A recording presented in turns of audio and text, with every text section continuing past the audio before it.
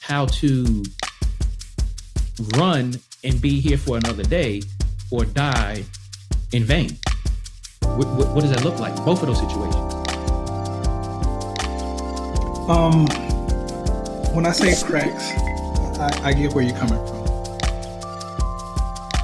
But the thing about it is, again, there's paperwork on this young man somewhere. I guarantee there's paperwork. But mysteriously, I guarantee you that shit's gonna disappear.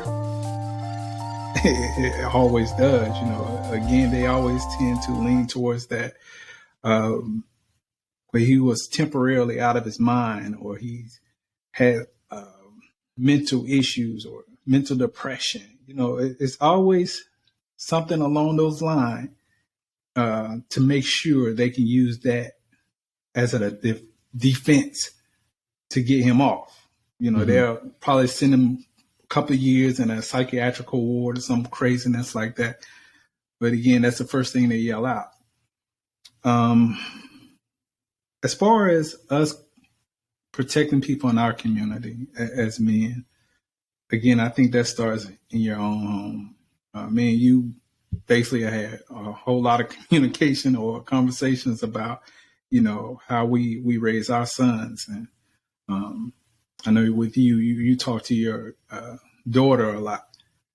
But again, I just think that it starts at home, and you have to be damn near a police officer, a criminal, you know, a part of the legal system. You have to be all those things trying to instill certain things into your child. Meaning, you know, what to look out for. You know, I was just teaching my son just the other day, right? We're in damn Hungry Howie's. And although my son is 6 years old, I put him in the far back corner where his back was against the wall. So he sees everything going on. And I'm explaining to him, you know, anytime you're in an establishment, make sure your back is towards the wall. So you see everything that's going on. Make sure you pay attention to the exits, people behind the counter. Make sure there's no confrontation going on there. It's just so many things, you know, we are aware of teaching our sons. But again, I'm just saying that it has to start at home and it has to start with us. I agree. That's interesting because I don't hear a lot of people saying that. Even to this day, I don't sit with my back to a window or to the door. And even in my home, just the way my family room is set up,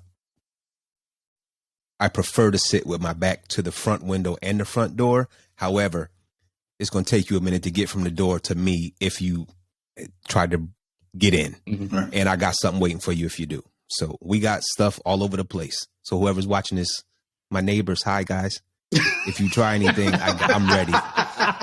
Listen, I could go right here and have something.